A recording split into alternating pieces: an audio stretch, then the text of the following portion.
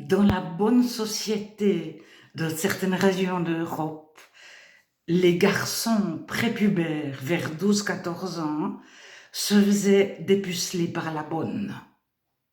Donc ils étaient violés par la bonne. Ils avaient une attitude à leur nounou, c'était un peu leur mère, et tout à coup, ça devenait leur violeuse, et ça devenait celle qui leur procurait du plaisir, ou qui leur avait procuré. Donc, elle les avait décalotées pour la première fois, parce qu'on décalotait pas médicalement les petits bébés à ces époques. Alors, soit c'était la bonne, la nounou, qui décalotait le petit garçon, soit c'était une prostituée. Et c'était sa découverte de la sexualité. Il avait été envoyé chez la prostituée par son père. Donc, son père l'avait emmené chez une femme en le persuadant que c'était pour son bien, puis que tout le monde le faisait. Cette femme lui procurait du plaisir et énormément de douleur, parce que décolleter, pour la première fois, c'est beaucoup de sang, c'est vraiment décoller le prépuce. Je pense que c'est plus que de douleur que pour une fille. Donc l'approche de la sexualité était par le viol, et le père avait amené le fils à être violé en lui disant que c'était la norme. Alors après, l'homme, il faisait la même chose à sa femme. Je te viole, tu auras du plaisir, je te perce ton hymen, tu auras beaucoup de douleur, tu vas découvrir le plaisir, mais il ne pouvait pas associer le plaisir à la personne qu'il aimait, parce que la prostituée, c'était une personne méprisée, surtout pour la haute société, la bonne société de certaines régions d'Europe. La prostituée, on ne pouvait pas l'aimer, on pouvait que la mépriser. Donc, le tout jeune homme associe le plaisir à quelqu'un qu'on méprise ou à sa bonne, et c'est d'une ambivalence, c'est tordu. Dans la Bible, le jeune homme qui n'est pas dépucelé, qui n'est pas décaloté, dont le prépuce n'a pas été décollé, découvre la beauté de la sexualité avec celle qu'il a choisie lui, celle qu'il aime. Et il découvre quelque chose d'extraordinaire, de merveilleux, mais il l'associe à une personne. Il ne fait pas de dissociation. Le plaisir est relié à quelqu'un d'inconnu, ou à ma bonne, je peux pas aimer sexuellement ma bonne, elle est vieille, elle est moche. C'était ma mère, tout à coup ça devient ma violeuse, mais elle m'a manipulée pour me persuader que c'était la langue, que c'était pour mon bien. Ou elle me l'a fait à mon insu, parce qu'elle donnait le bain, et c'était pendant le bain. Les personnes de la bonne société ne s'habillaient pas toutes seules. Elles avaient quelqu'un qui les habillait et qui les lavait. Alors, dans les régions protestantes, les bordels n'existaient pas du tout. Les prostituées n'existaient pas du tout, en tout cas au début du protestantisme. Bien sûr, les bordels sont arrivés à la frontière. Moi, j'habitais un canton protestant, et lorsqu'on passait la douane pour aller en France, juste après la douane, il y avait un bordel. Donc le Suisse protestant qui ne pouvait pas aller dans son canton protestant aux prostituées, il faisait quelques kilomètres ou quelques centaines de mètres, il passait la frontière et il y avait un bordel. Alors, on trouvait des bordels et des casinos juste après la frontière de tous les cantons protestants suisses. C'est juste pour dire que le protestant fait ailleurs ce qu'il n'ose pas faire chez lui. Alors, pas tous. Il y a des protestants remplis du Saint-Esprit, débordés de l'amour de Dieu, qui sont réellement chrétiens dans leur cœur.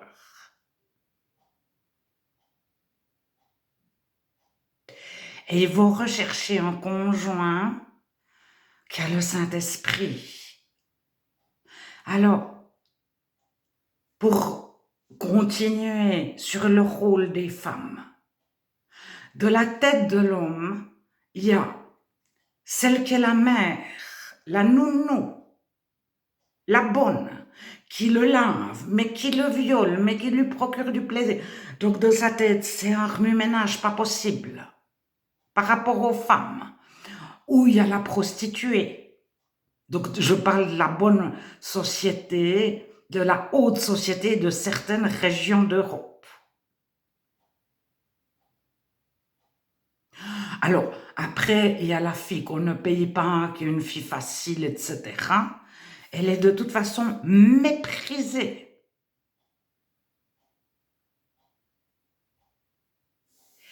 Et il y a sa sœur qui ne l'a jamais trompé, manipulé, qui n'a jamais essayé de le violer.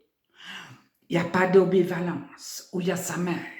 Et il projette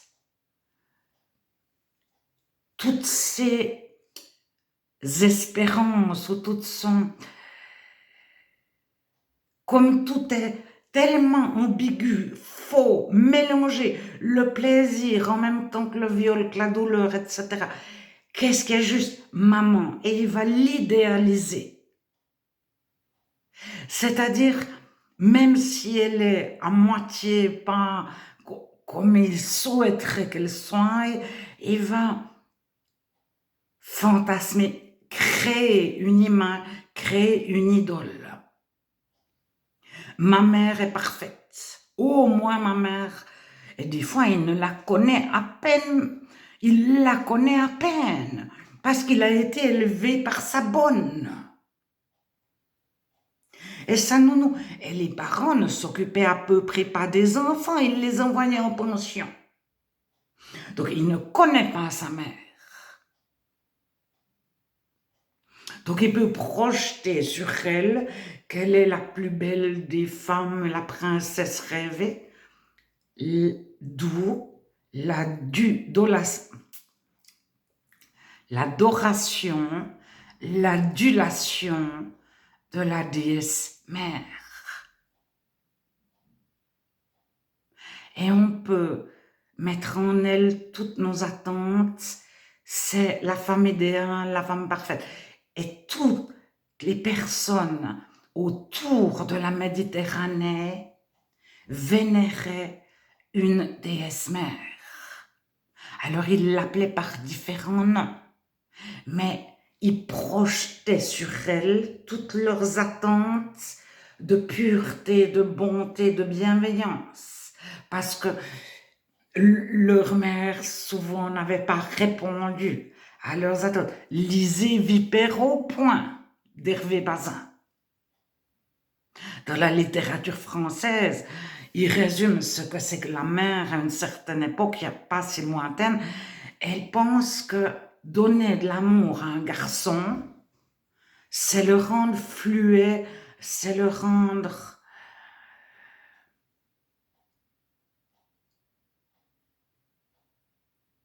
non vainqueur, etc. Alors, de la Bible, tout au long de la Bible, vous retrouvez le jeune homme vierge, pur, parce qu'il avait la beauté de la sexualité, parce qu'il associe le plaisir à une personne qu'il aime, qu'il connaît, qui n'a pas d'ambivalence. C'est pas une prostituée qu'on méprise, c'est la femme qu'il a choisie, qui il est pas en extase devant elle, mais j'entends, c'est pas celle qu'il méprise, c'est celle qu'il souhaite avoir pour compagne, comme pour amie.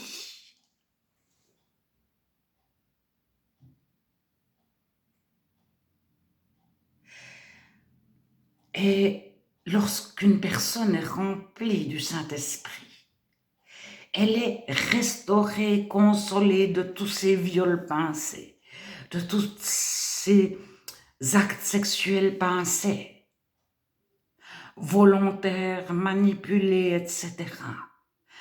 Elle est remplie du Saint-Esprit pour tous ses fantasmes. Elle a été purifiée. Et à la place, il y a l'amour de Dieu. Donc quand elle fait l'amour avec une personne qui est remplie du Saint-Esprit, c'est quelque chose d'extraordinaire. Il n'y a pas une part de mauvais. Il n'y a pas un peu de mal dans le bien. Et son but, c'est d'aimer l'autre et de lui manifester l'amour de Dieu.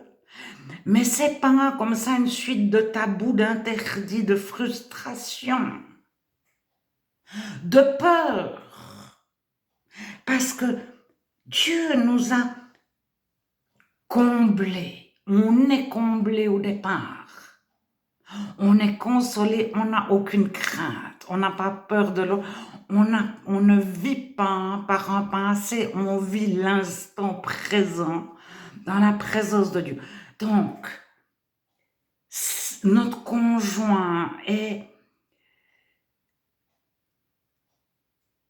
ni celui qui nous viole, ni celui qui nous manipule, ni celui qu'on viole, ni celui qu'on manipule. Il n'y a pas de question de domination.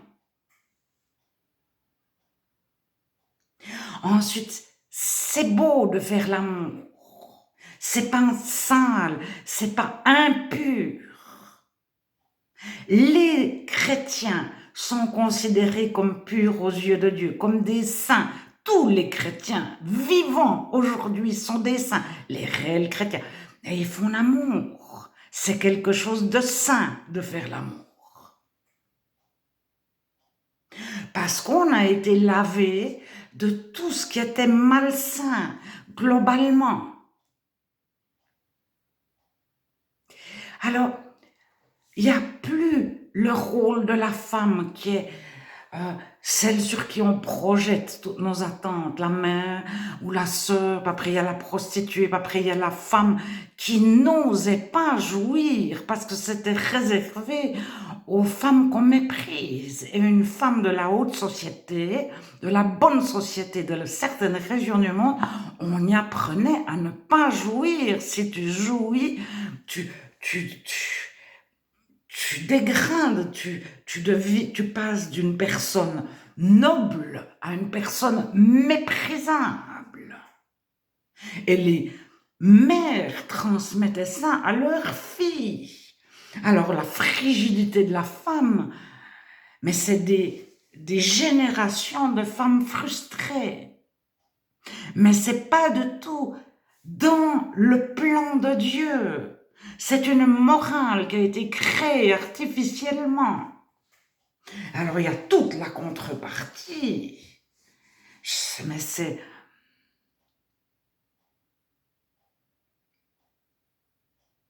L'homme n'avait pas non plus de plaisir réellement parce qu'avec la prostituée, il avait un plaisir physique, il ne pouvait pas partager, il ne pouvait pas être son ami, le père de ses enfants, les deux chefs d'entreprise, entre guillemets, en tant que couple, je ne sais pas, moi, tout dépend de la place de la société, ils étaient les deux agriculteurs, les deux artisans, etc.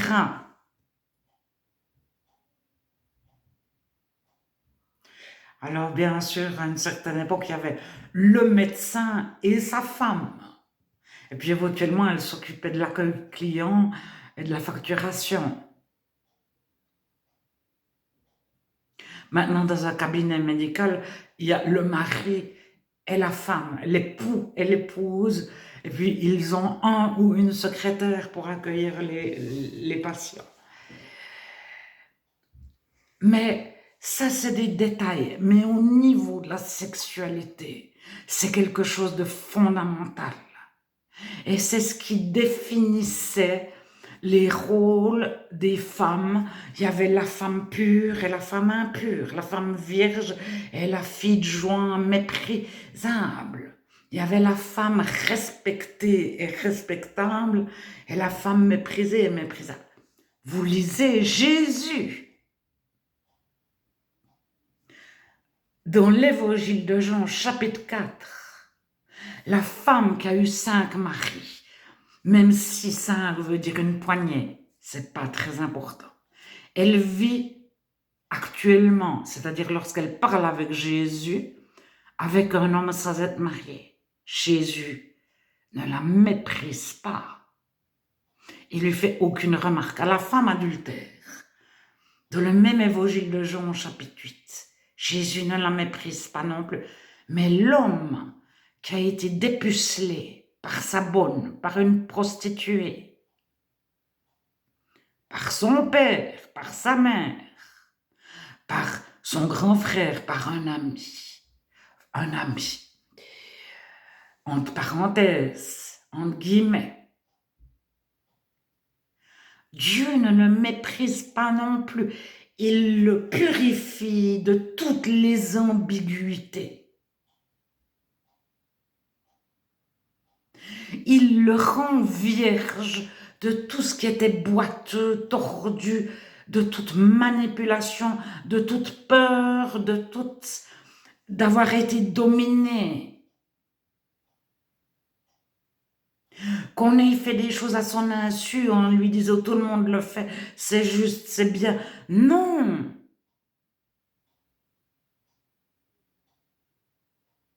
Et le chrétien, il redevient vierge dans son cœur, dans son corps, dans son âme, de ses souvenirs. Et quand il fait l'amour, il vit l'instant présent en aimant de l'amour de Dieu la personne en face.